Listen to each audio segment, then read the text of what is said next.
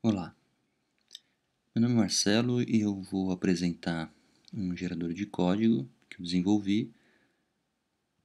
Ele chama CodeWiz. O que é o gerador de código, né? Para quem não conhece. Quando a gente desenvolve sistemas, alguns tipos de sistemas, por exemplo, sistemas web, a gente muitas vezes utiliza alguns padrões e monta uma arquitetura em que a gente, para cada tabela que a gente vai criar algum cadastro ou mesmo a estrutura básica de insert, delete, update e select, a gente cria vários arquivos, vários artefatos. E como é um trabalho repetitivo, é necessário estar criando o mesmo tipo de arquivo para cada uma das tabelas. É um trabalho que pode ser realizado por um gerador de código, né? A partir do momento que se tem um gerador de código. E esse gerador de código que eu desenvolvi, basicamente eu leio o banco de dados, listo as tabelas, pego as informações das tabelas, das colunas, que são os metadatas, salvo num arquivo XML para poder alterar depois, para customizar alguma coisa se for necessário. E eu monto alguns arquivos de template, e esses arquivos de template vão servir como uma base para montar os meus artefatos finais. Então ele junta o arquivo de template com os metadatas e gera os arquivos finais. Então basicamente tem duas funções do gerador: extrair os metadatas e gerar os arquivos finais. Eu vou mostrar aqui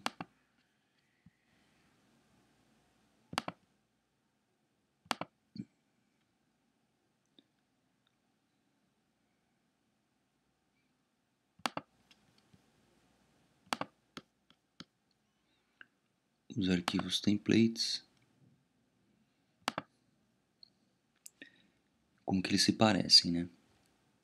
Então, por exemplo, na minha arquitetura eu tenho um tipo de arquivo que é o DAO, que é uma interface, a implementação do DAO, um mapper para receber um result set do banco e, e atribuir para as propriedades de um objeto, o model, que é o objeto, parecido com o banco, o service, a interface, e a implementação do service, que tem minha lógica de negócio.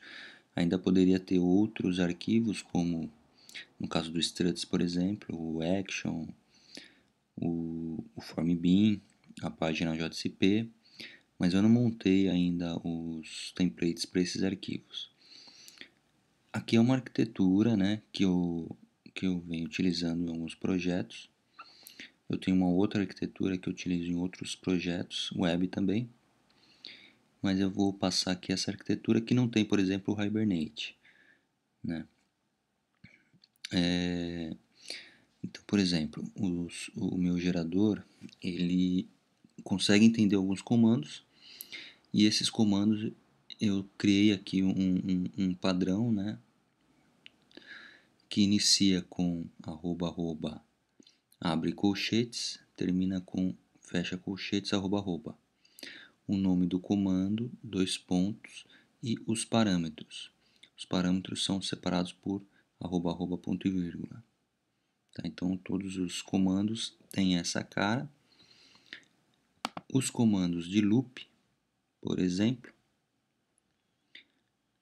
além, né, desse parâmetro aqui, ele também pode ter um filter, que é o filter, dois pontos. Então, e também os comandos eles aceitam comandos internos, né, comandos encadeados. Então, por exemplo, aqui dentro desse loop eu tenho vários outros comandos. O if, por exemplo, que tem um comando dentro dele.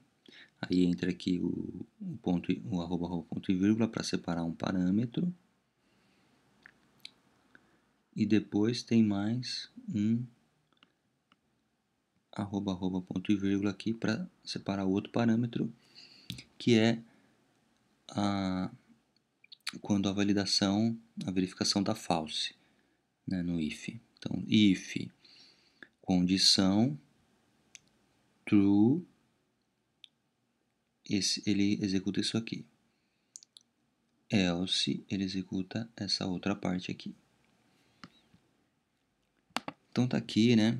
Alguns comandos aqui são informativos. No caso desse template, project, version, autor, licença, precisa estar no arquivo. Esses outros comandos aqui já são utilizados pelo gerador para poder gerar o arquivo. Por exemplo, o tipo do arquivo é Java, que ele vai gerar. Eu poderia criar outros tipos aqui. A princípio eu só criei ainda o Java. Isso serve para facilita na hora de identificar os tipos, esse tipo de coisa, né? O módulo, o meu projeto, ele vai separar em módulos os arquivos. Então esses arquivos vão ficar dentro da pasta principal service. O path, aqui eu estou pegando uma variável que eu defini num arquivo de configuração. Esse getVar pega uma variável do arquivo de configuração que eu defini, chamada DAO package name. Aqui tem o nome do pacote. Então ele vai gerar o arquivo na estrutura do pacote, né? Então vamos supor, vai ficar br/com, isso tudo dentro de service. Um prefixo aqui do arquivo não tem. Um sufixo dal.java é o sufixo que vai gerar o nome do arquivo, que basicamente vai ser o nome da classe, né? Concatenando aqui com dal.java. Então, por exemplo, aqui a interface, ele tem esse comando get, que ele vai pegar do metadata que foi gerado, tá? Eu criei um nome chamado tabledef, então sempre vai precisar colocar tabledef, ponto, e as propriedades do metadata. Tem alguns comandos do tipo lower first, algumas coisas assim utilitárias que eu fui criando conforme necessidade. O gerador ele está na primeira versão, então assim, conforme eu vou trabalhando nele, eu vou adicionando mais funcionalidades. Esse aqui, por exemplo, é a implementação do DAO.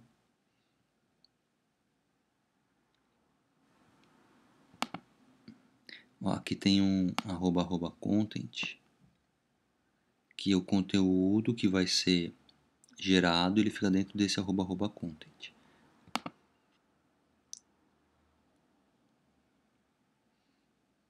Então aqui ele vai gerar a classe do DAO, né? Então aqui ele pega o nome da tabela. Então o nome da tabela já num formato de classe, de nome de classe, né? Ou seja, iniciando com maiúsculo, sem underline, né? Usa camel case, né? O nome padrão que a gente utiliza. E ele concatena aqui, né? DAO em PL, para dar o nome da classe.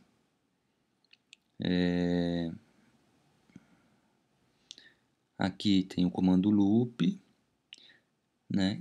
Aqui, por exemplo, column defs é uma lista. Quando gerou o metadata, gerou a tabela com as colunas. E aí foi atribuído aqui para o objeto todas as colunas.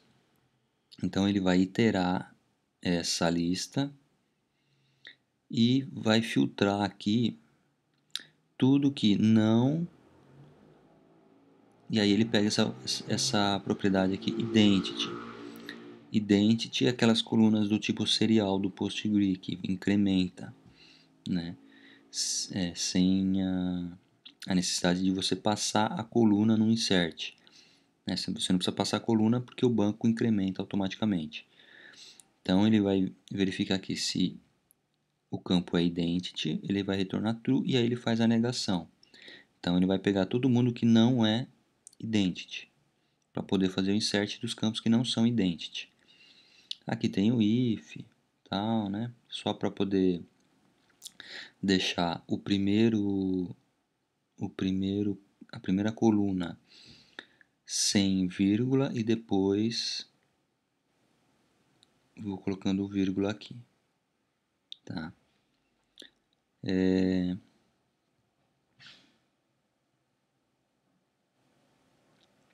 Isso aqui poderia fazer de uma outra forma também, ó.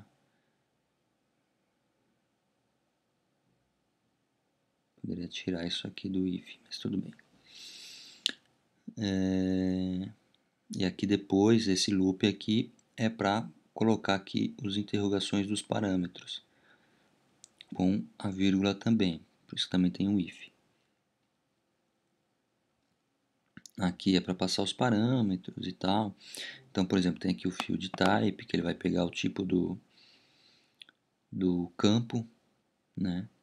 Para poder setar aqui o tipo, isso aqui já é uma coisa voltada para o Java, né? Que aqui tem o setInt, setString, né? Outra plataforma pode ter outros campos, aí precisaria fazer esse mapeamento.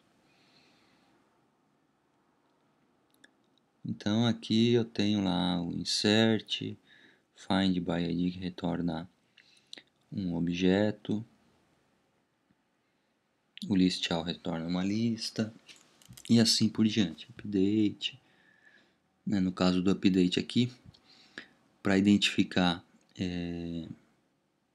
os campos que são chave, eu utilizo esse keysec aqui, ó.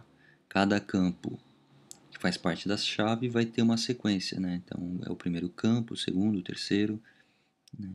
Então se ele é nulo, significa que ele não faz parte da chave. Se ele não é nulo, significa que ele faz parte da chave. Então eu faço um update de todos os campos que não são chave, onde eu vou achar where, né? Onde eu vou achar o meu campo chave.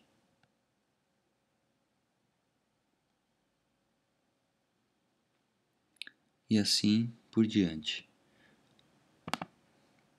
Aqui está o mapper, né? Também faço aqui loop de cada campo.